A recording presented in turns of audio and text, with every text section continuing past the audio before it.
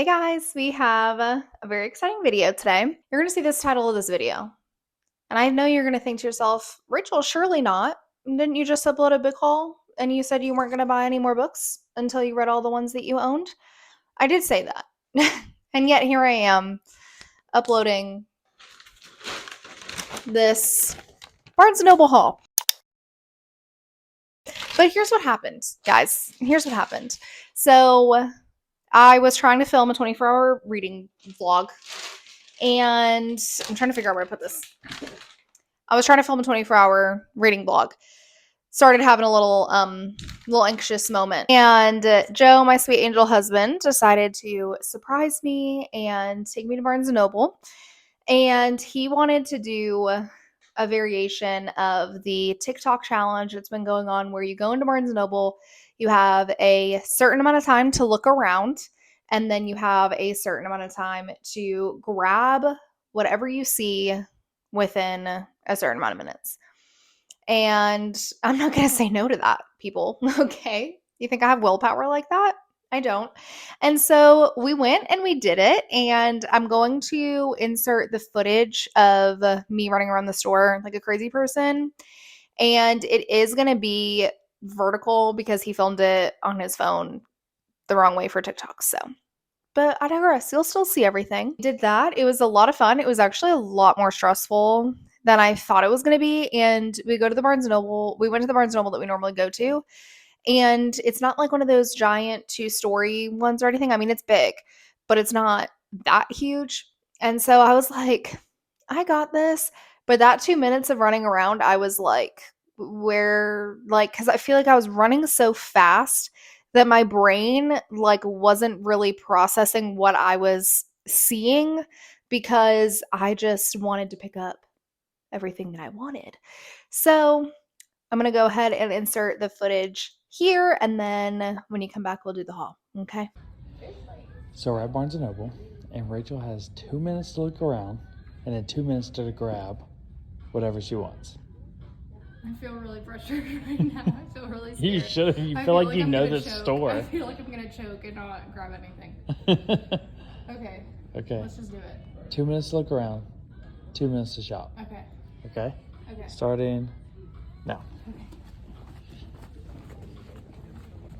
Do you have a strategy here, Rach? No. Just hope for the best. Zero strategy. Just vibes. I like feel like I can't look fast enough. I'm like still trying to move, but I'm like not really like. You got a minute and 40 seconds. I'm like not really processing what I'm looking at.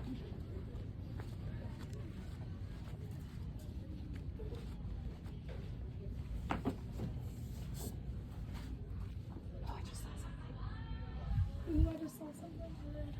I'm looking for this like specific book that they say they have that I don't ever see anywhere.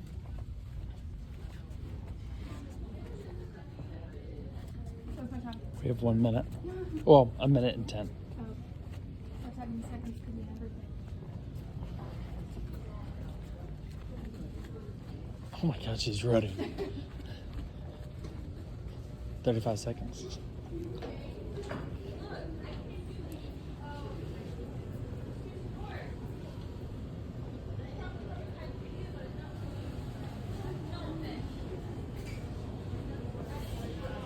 $25 seconds. Really glad we have a discount here. Oh, buy one, get one half off. Okay. Oh my gosh. And Wait, no. time. Okay. I don't feel any better. Okay, should we start in the middle? You want to start in the middle? Okay. Rachel's looked around for 2 minutes, and now she has 2 minutes to pick out. Are you sure you want to do What? this? No, she has 2 minutes to pick out whatever she wants. Are you ready? Hold my purse. Okay. Are you ready? I think so. Your 2 minutes starts now. Oh God, you're sprinting. Did you already pick one up? Yep. Oh God.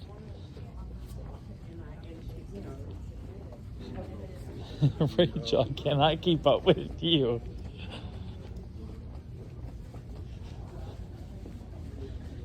Where did you go? I was like, where did you go? RIP my bank account. RIP our bank account. These people are like, why is she sprinting next door?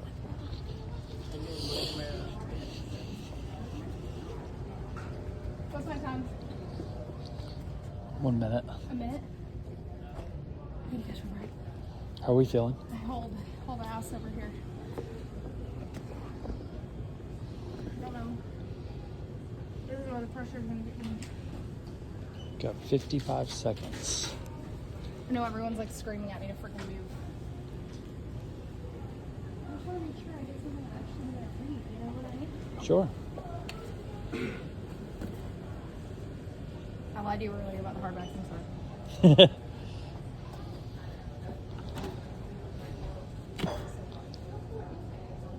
I feel like I'm grabbing too many things. You have 30 I seconds. feel guilty about this. I'm really having guilt. It's happening to me right now. 20 seconds, Rich.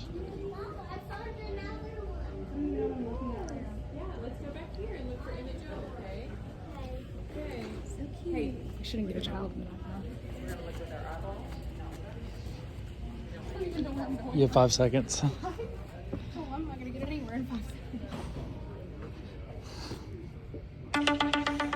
How do you feel? Scared. Okay. We'll be back. How we did this is I had 2 minutes to look around and 2 minutes to grab whatever I wanted. So this is what I grabbed in the 2 minutes. I got 7 books, and I feel like I could have gone crazy and gone more, but I was really trying to pick up things that I wanted, if that makes any sense. Like, I didn't want to just be grabbing things for the sake of grabbing things, mostly because we have a joint bank account, so my money is his money. So I was also thinking a little bit, we have to think logically sometimes, no matter what, even if we don't want to. So we're gonna go ahead and start looking. So first book that I got was Salvage the Bones by Jesmyn Ward. I read Let Us Descend by her last year. That was my first Jesmyn Ward, and I loved it so much. I loved the whole blend of magical realism that we have. And I knew that I wanted to try more things by this author, but honestly, I really don't know the plot of this one. I just saw it sitting there, and I knew that I wanted to make her a focus author this year. And so I grabbed it. So this says, they heard it on the radio. A hurricane is coming, threatening the town of Bois Sauvage, Mississippi. Sorry if I'm saying that wrong.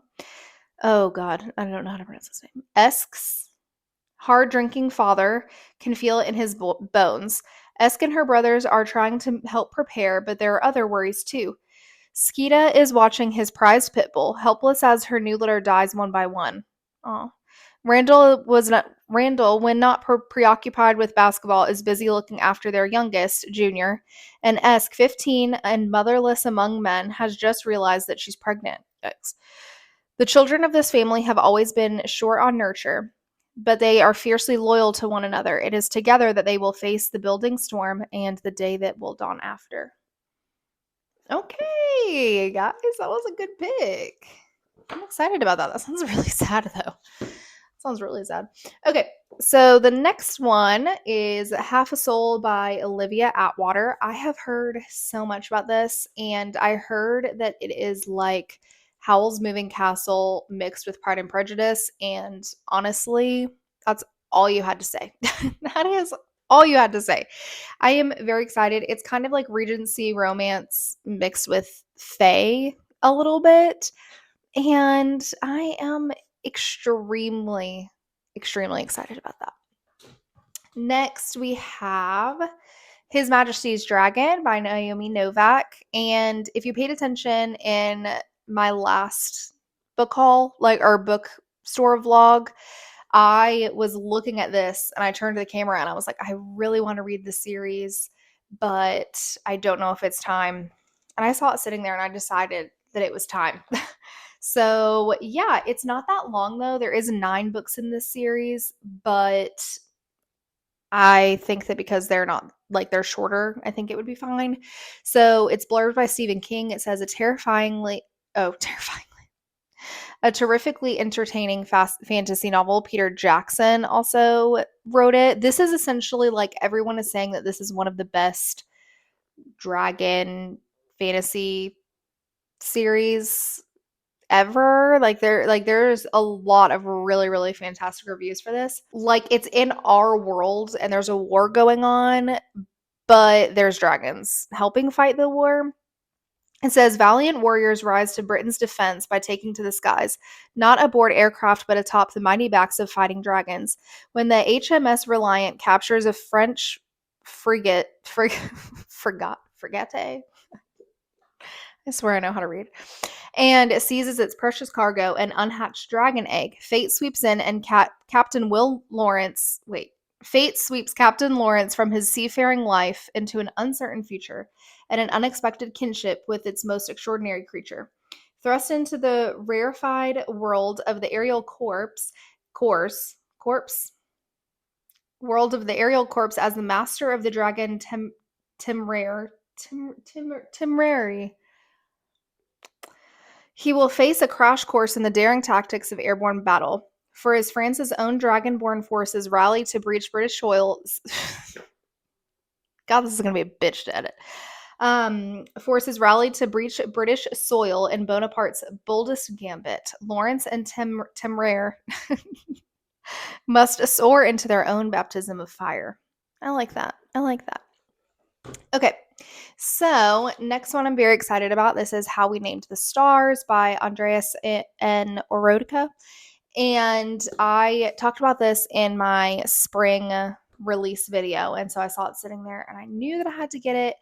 Essentially, this is really long. Let me try to figure out what I can say. Essentially, when Daniel de la Luna arrives as a scholarship student at an elite East Coast university, he bears the weight of his family's hopes and dreams and the burden of sharing his late uncle's name.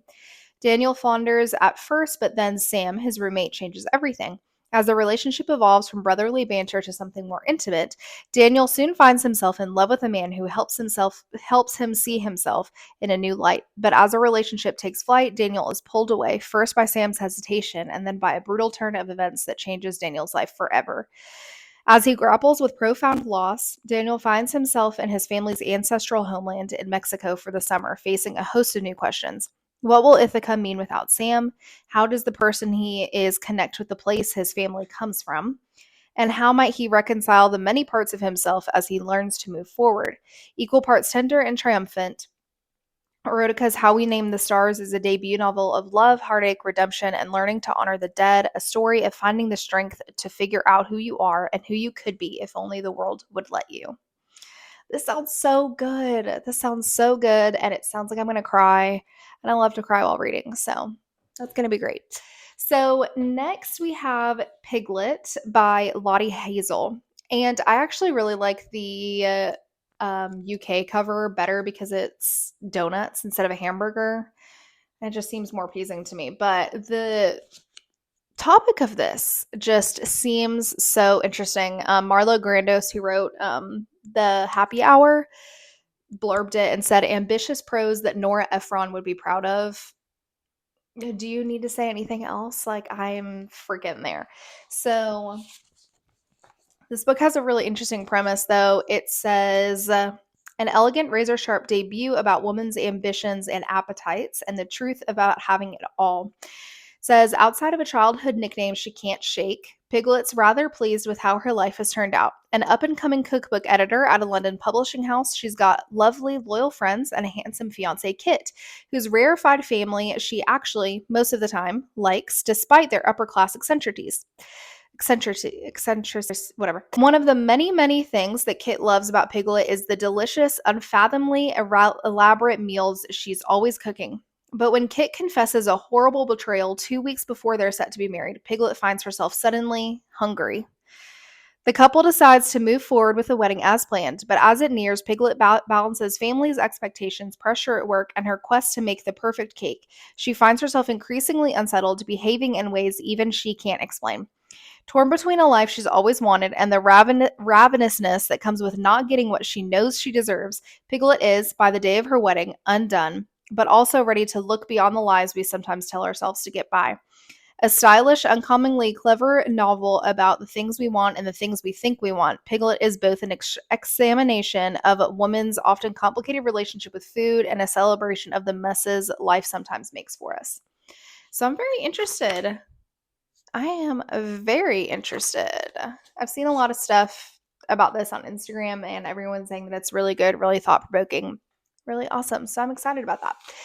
And then we have something I'm very proud that I grabbed, and that is the paperback version of A Day of Fallen Night. When I saw that this was getting released so long ago, like I feel like it had to have been over a year, I wanted this so bad. I loved Priory of the Orange Tree. I thought it was so fantastic, so good. And this cover is gorgeous. The spine, gorgeous. But they released it in a freaking hardback. And I thought to myself, no, I'm going to wait. And I did it. I held out. Every time I would go to the bookstore, I'd be seeing that thing on the shelf. And I'd be like, not yet, man.